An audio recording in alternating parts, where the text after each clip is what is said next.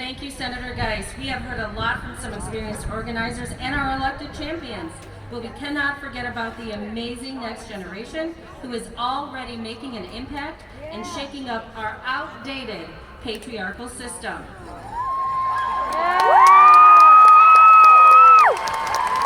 Coming up, we have Riley Korus, who is a sophomore student at Michigan State University.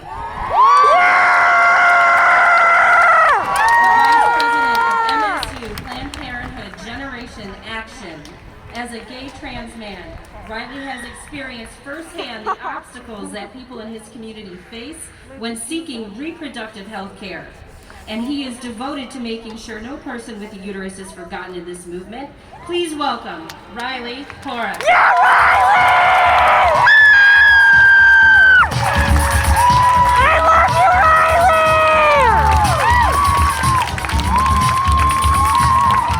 Yeah! Thank you, Lansing.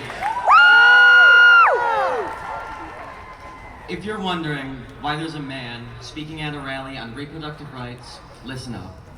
If you call reproductive rights a woman's issue, listen up. If your idea of reproductive justice does not include trans and non-binary people, then I am so glad I am here to speak to you all today. My name is Riley, and I am a proud trans man. I am a man with a uterus, and these laws affect me and people like me as much as they affect cisgender women. But we are being left out of this conversation. The trans community cannot be an afterthought in the fight for reproductive rights when our bodies are just as under attack. Let me make this clear. This is not just about political correctness. The language we use and who we include in this movement has a real impact. It impacts the care trans people can access, the visibility we have, and the chance that a doctor will even give us the time of day. Robert Eads, a trans man like me, was diagnosed with ovarian cancer in 1996 and was denied treatment by over a dozen doctors because of who he was. They were told it would be an embarrassment to the other patients if he was given treatment. By the time he found a doctor that was willing to give him the care that could have saved his life, it was too late. The cancer had spread, and he died in 1999 at the age of 53. Cancer did not kill Robert Eads. His blood is on the hands of the doctors that were too afraid of staining their reputation by treating a transgender person, and the society that let it happen.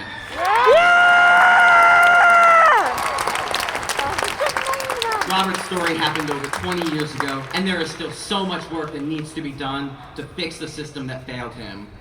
As a trans person today, navigating the healthcare system, let alone reproductive healthcare, has been one of the most stressful and sometimes downright humiliating experiences in my adult life. If I make an appointment somewhere I haven't been treated before, I am never sure if my identity will be respected or if they will even know how to treat someone like me. I have had to explain my body to the nurses and doctors because all their years of medical school never taught them how to treat a transgender patient. Trans people are not asking for doctors to move heaven and hell. We are asking to be treated with respect and dignity.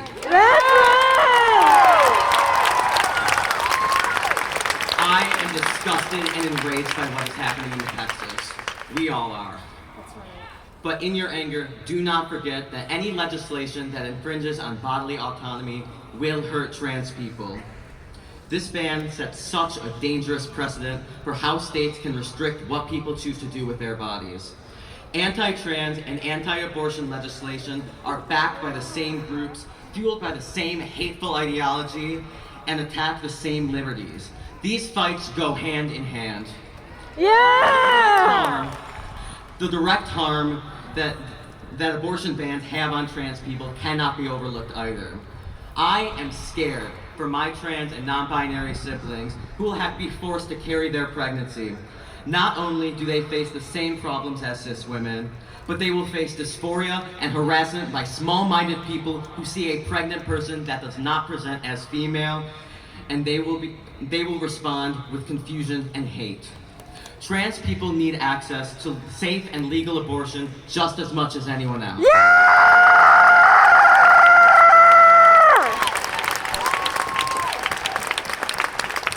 Now, I want to step back for a moment and talk to all the young activists out there like me.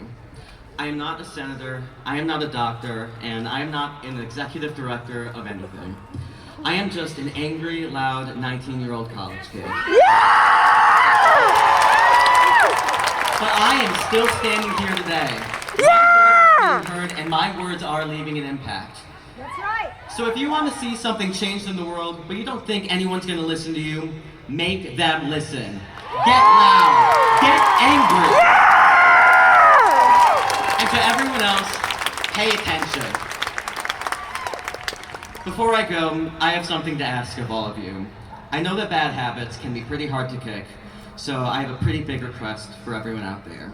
Make your activism gender inclusive. Get rid of the notion that this movement is just about women. Not all people with uteruses are women. Not all people who are or can be pregnant are women. And not all people who get abortions are women.